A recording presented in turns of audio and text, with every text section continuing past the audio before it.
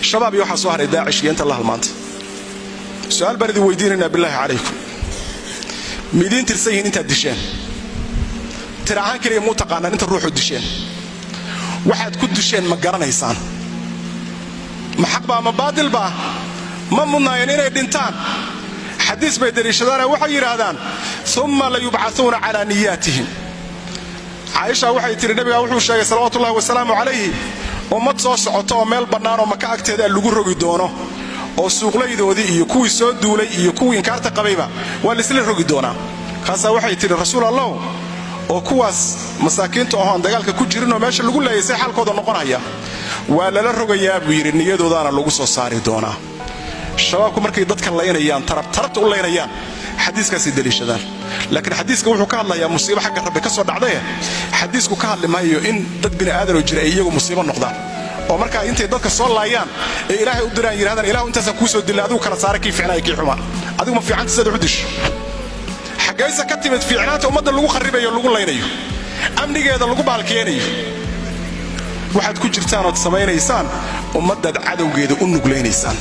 bikulli ma fi al-amri wa anta haddaydan cadawga la shaqaysanaynin sida tan ummad looguma heeliyo kuwa la soo qalday aaminsan wuxuuma ummadda ka qaldan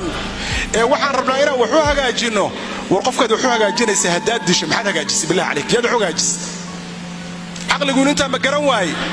alaysa minkum rajulun rashid wana wax kala garanayay kuma jira miya maskaxda xageebad la aadeen kuwa culimada sheeganaya ee culimo usuuga ee zuurka iyo buutaanka diinta uga been sheegayo ilaahay subhanahu wa ta'ala ka cabsada waxaad ilmaha ku qaldaysaan ka fiirsada waxiidan ubadkiina u dirteen ilma Soomaaliyeed ha u dirina ilmaha aad baad iyo zakada u qaadanaysaan waxa sujihaadka nabiga ma aha sallallahu wa sallam alayhi su'aal kale idin weydiinayna intaad aqoontaysaan midin tirsan tahay oo dayac ku nool oo aabihi masruufayay aad waxa weeye qarax ku disheen ama madax jabis ku disheen ama maxaa la yiraahdaa ii sheeg aad waxa weeye dhibaato kale ku disheen dhaawac ku disheen midin tirsan yihiin intaad hooyo disheen oo ilmaheeda rajo ka dhigteen midin tirsan yihiin intaad labada isugu darsadeen midin tirsan yihiin inta aad oday iyo hooyo waayeel aad gablan ka dhigteen midin tirsan yihiin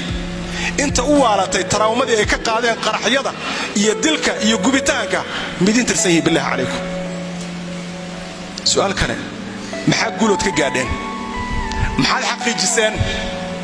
waxa ummadda ay ku naaloon karto ka dhaxeeya maalinka maanta oo aynu ku wada faani karno oo soo noqday caayidka waa maxay aan ku wada faanoon idinka mid noqonee noo sheegay guusha mise waxaad doonaysaan guul darro iyo geeri kaliya ummadda dhan ka wada shaqayso ta maxaa ku weliya kuwa idinka dhexdiina iska disheen maxaad ku disheen markay idin la jireen maxay ahaayeen markay ay dhibanayeen maxay ahaayeen maxaad cuskateen looma shaqayn karo wax dil kaliya in loo shaqeeyo aba wax loo dilo just dil baan wax u dilayaa waxaan dilayaa wiil aan qaan gaarin qori baan u dhibayaa maxkamadii waa isaga ma tukada haduu doono qaadku cunaa ciyaal suuqnimo kale ku jira xoogaa baan loo dhibayaa waxa la leeyahay dadka ummadda indhaha waa soo la bal leeyahay waxa xageebay diin ilaahay kaga taala waxa soo hadii ay wuxuuna yihiin waxaan islaam ahaynba waa lagu sheegi karaa maafiyanimo burcadnimo tuuganimo fulaynimo bahalnimo wax kasto xun ku sheeg waxaan islaam ahayn waa lagu sheegi karaa su'aal kale idin weydiinaya mis weydiisan fidnadan intaydan bilaabin inta ciidan oo shisheeyo wadanka joogtay iyo inta fidnada bilowdeen inta ciidan oo shisheeyo oo timid oo ku timid idinka fadligiina iyo shaqadiina xun mis weydiisan inta qaxday mis weydiisan intaas inta ka gaalowday mis weydiisan inta ka inxiraaftay mis weydiisan inta badaha ku dhamaatay iyo banaanada iyo waxa la yiraahdaa saxarayaasha carar iyagoo idinka jira inta reera kala loo mis weydiisan idinka daraadin masawirka laga qaatay wadanka ee foosho xun ee aad ku haysaan mis weydiisan masawirka midna anfacaya haddaad siyaasad doonaysaan walaalayaal meesha loo marahay siyaasaddu taas maaha wadankeena siyaasad xun oo idinka noociina aad ka wargeli kartaan waa leeyahay laakiin dariiqad martaan dariiq lagu gaari lahaa ma aha laakiin waa la helayaa mid kuwa capacity-ga oo kala ah ay ku jiraan gala dariiqeeda soo mara qabaa'ilkiina soo dhaxmara إلا قرية موجي فكر قلدان وقبي كرتان ومدى إسا سيحي دونتا كوا كانوا قلدان بواجران لكن وكدليا هذه فرعونية بعينها قرنيسا فرعون بامحولها وإذن دليا قرتان إنك قوينيا مربع لئن اتخذت إلها غيري لأجعلنك من المسجونين لو قطعن أيديكم وأرجلكم من خلاف ولو سلمنكم أجمعين آمنتم له قبل أن آذن لكم ما واحد رميس موسى ونذير يدمن هذه فرعونية إسلام ما هو رليا وحنا دي كباقينا إلهينا كباقدان ومداس هذا إنده دي الردين إنده اللي دي كرديه إذن كما هارين دليا دقال أيضا سيدا أدو جيستين بعد دادكنو أيهين داد صبر بدن